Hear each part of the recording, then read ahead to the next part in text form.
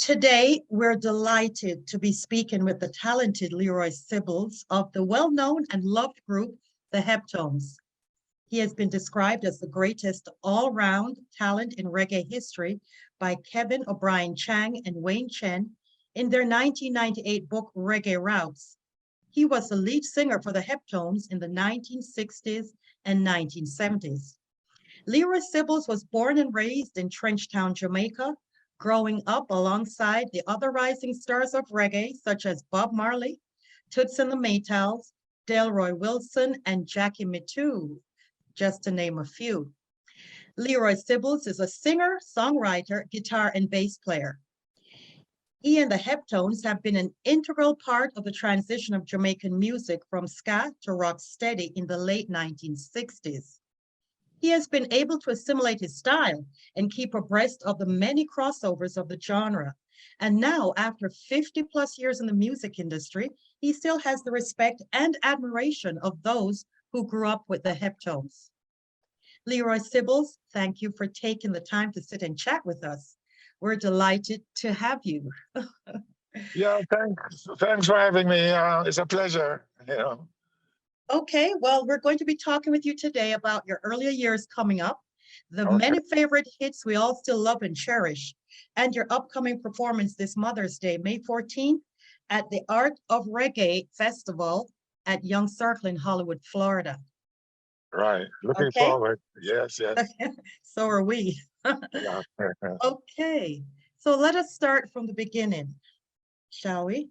Yes. Now, can you tell us about your early years, including how you met fellow Heptones co-founders, Barry Llewellyn and Earl Morgan, and how the Heptones got started? Okay. Originally, we are all three of us are from Trenchtown. So I was born in Trenchtown. The other two guys were too. Unlike Bob Marley. He was born Yeah. in Rhode Yeah. So I as a child I used to been singing. Was singing with my mom. Off the record. Yeah, right. Yeah, like maybe from about 14, 13, I used to sing, with my mom. We used to do a lot of duet songs. And after that, I really got involved with a little group that was formed in my little area, of Trenchtown. A girl was singing a lead, and I was like a backup singer, Okay. Me and another chap called Winston. So she wrote two songs and we practiced. We went, the first audition we did, we went to Treasure Isle, Duke's, Duke Reed studio, and we sang for them and we were told to come back within the month, and before we returned to the studio, the group broke up.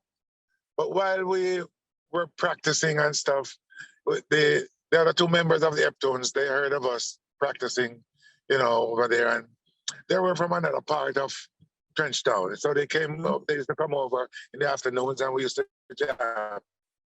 So that's how I met them. Before we were even the Heptones, we were introduced and we used to jam together. So my original group with this girl as lead singer broke up, so, doing that break, it gave us a chance of putting the Heptones together, after they came up one afternoon and said there was this producer called Ken Lack who wanted new artists. He was seeking new artists to record. So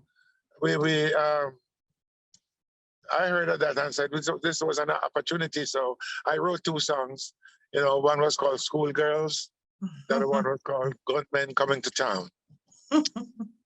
So we practiced and we went for that interview, for the audition, I'm sorry. And we were accepted and we were recorded. Like within a month, I heard on the radio me and the other two guys, with that gunman coming to town on the radio, and that was my biggest excitement, or my first major excitement. You know, yeah. So that's how the Heptones were really formed. That's how they started, more or Yes. less. Okay, well, you have millions of fans that respect and adore the Heptones. Leroy Sibbles, you've been a household name for 6 decades. Looking back, when was the moment you realized you and the Heptones were ushering a new era of Jamaican music? Oh well, when living a life as a young person, you could never see the future, but we were always doing what came naturally, and that was writing and singing. So we our major hit song that we did was a song called Fatty Fatty. You know, Yep. yeah, that took Jamaica and England, you know, like a storm. You know what I mean? I know. Oh yes. And Yeah, and in Jamaica too, that song got popular only by jukeboxes because it was played on the radio for like about 2 weeks, and it was banned. yeah. Yeah, but it already took off, because everyone wanted to hear this song that was banned, you know, and it developed a special interest, and I I knew something was happening then because every corner in Kingston had a jukebox, had a bar, and every bar had a jukebox in it, you know. And back then, the jukeboxes were our major means of music because we didn't have so very few sound system. The sound system was very rare back then. Right. Yeah. Yeah, well, okay. Well, we all know that song. We all know Fatty Fatty, right? And Yeah, and even up to today, it's one of my most um most popular requests. Yes. You know. I know. Okay, so all right. Well, now on that note, what do you believe has kept your music so timeless, even among younger generations? Well, it's the music of the time because all music, not just myself, but the Alton and the Ken Booth and the Delroy Wilson and the Dennis Browns are all the music of the time. These are the music that stand up even in this time. It is said that these are the Motown music of reggae. Right. I agree. I absolutely agree. It's timeless, right? Definitely. Not only are you a singer and songwriter, Mr. Sibbles, but you're an outstanding bass player as well, right? Tell us how you started playing bass and how this impacted your work at Studio One Okay. recordings.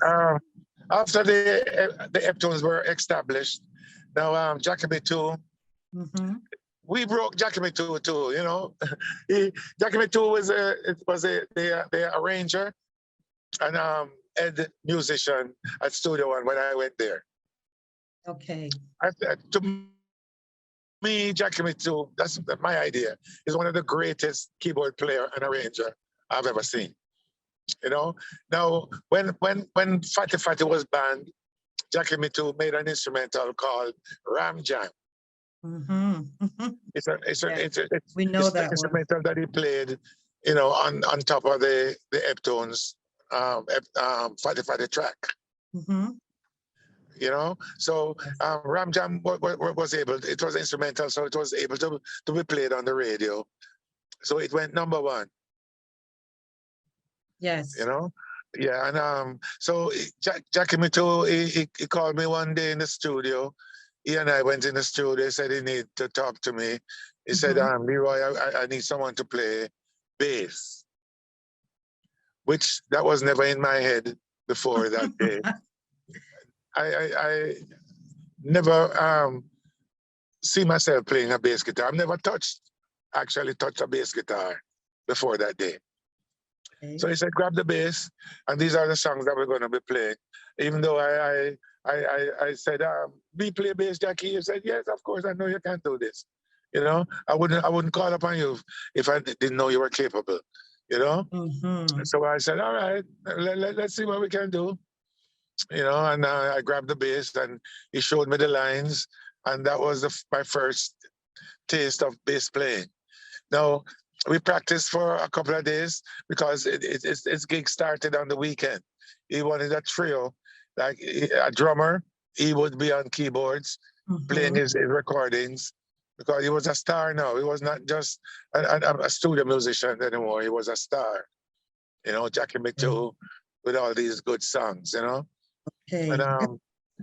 so we practiced, and by Thursday, Friday, Saturday, we were in the Tit for Tat Club, kicking it, you know, and we tore that place down from early evening till late at night, you know, 3 nights a week, and we did that for a couple of months. Okay. So, Okay. so that was my introduction to the bass playing, Bass you know. playing. Yes. So he took me in the studio too, and you know, after I proved myself worthy, you know, and my very first recording I did with Jackie Me Too was Baby Why, Mm-hmm. you know, that song called I Baby Why. do. Yes, Baby, and baby, why? yeah, Yeah. why, baby, why, oh Why? why Why? did you leave me for another guy? Oh, wow. Yeah. Yeah, We that know was that my, one. yeah. And the flip side was What Kind of World? What What kind of kind of world are we world? living in? Oh my gosh. Oh, I have goosebumps.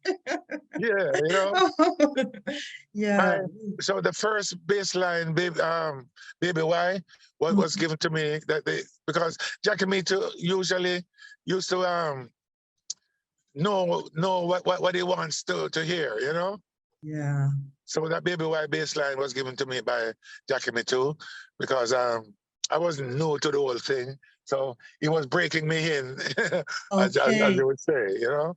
So I have become, because of bass lines, you know, one of the greatest contributor to reggae music, Music. because of Yes. this, all these great. Because if it wasn't for these great bass lines, all of these great songs could not be made. Right. I agree. You Absolutely. know, Oh my gosh. Those and I songs will created live bass on. lines like the Kochi, you know, Sata Masagana, Ghana. Oh, yeah. you know, Really? to mention a few. You know what I'm saying? Yes. I was just listening just the other day. I was sitting and listening to Luciana singing this song. What was this? Yeah, sweep over my My soul. soul. Yes. Leroy Sibbles, Yes. Leroy Sibbles bass line. Really? You Oh, this know? is so interesting to know. Yeah. You know, Wow. Sizzler and all of these. Every singer and every DJ is on Leroy Sibbles Studio One bass lines. Oh, great. Now our audience knows. My contribution to the music it's like a It's mountain, you far know. and wide. Yeah, it's, oh my gosh, I'm so happy that you're informing us of all of this. Yeah, Definitely, nice to definitely. know that.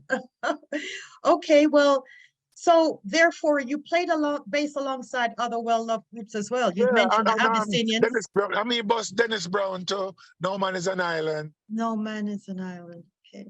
No man is an island. Oh my gosh. Yeah. No Well, man stands alone. Each man as your brother. yeah. I remember each man's dream is your own. You've been very instrumental in developing the rocksteady era of Jamaican music. Yes. You also worked as a solo artist and partnered with many famous Jamaican producers. And I Yeah. think you already spoke about all of that, most of it. Can you talk to us about those years, though, including the albums you released after moving to Canada in 1973? Okay. Well, that's another story. Well, yeah, while living in Toronto, we did 2 albums, 3 albums for myself. three, and we actually, I actually played for a, a singer. This was a white man in Canada. What was his name? Bruce Coburn. You never heard of that name, huh? No. Yeah. Yeah, man. I played a song for him on one of his albums called Wondering Where the Lions Are. And it went gold. Oh, I yeah? actually, yeah, I actually got a gold record for that. Oh, that is right. I got to check that one out too. Yeah, played my bass, Okay. Yeah. Okay. So, and while in Canada, I got the Canadian Major Music Awards. Oh, you did? Yeah. It's called the Okay, Juno. The Juno. Oh, I've heard of that. Yes. Juno Awards. Yes. Yeah. Oh, yeah. Oh my gosh. Congratulations on that one. Yeah. Thank you so much. Yeah. Yes, ma'am. Okay.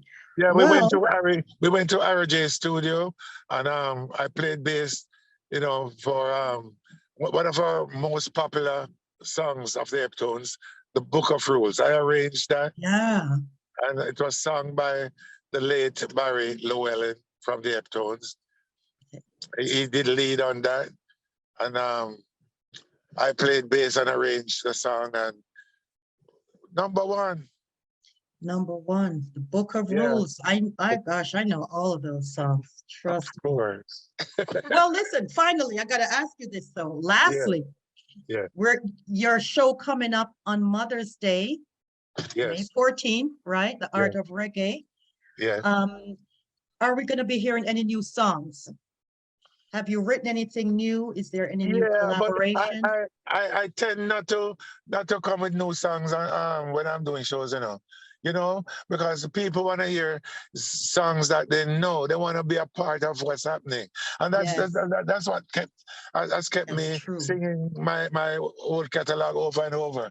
Because when you do that, the people know the song. They can be a part of it. They can sing along. They Yes. enjoy that. You know what I mean? Yes. So I Okay. usually sing songs that the people come expecting to hear. But you released a new song in 2020, didn't you? Yeah, I even have a new song. Me Hold and Fast. Sister Marcia Griffiths, we have a new song out there, a duet, Okay. And apart from that, I have about 3-4 new singles that I've done, since the pandemic. Okay. All right. So we'll hear those later on then. Definitely. And Okay. they're all released too. They're out there. Well, okay, Mr. Sibbles, thank you for your time. You've given us so much information, and Thank you, my sister. you've educated us, and we're very much more informed. We look forward to your performance at the Art of Reggae Music Festival on Mother's Day. Yeah, It was a pleasure. I almost sure I'll see you there, right? Yes, definitely, I'll be there. Okay, great. So it was great talking with you. Thank you for your time. Okay, my little sister, you take care of yourself and keep doing what you're doing. Thank you. Keep feeding the people with the good music. All right. Yes.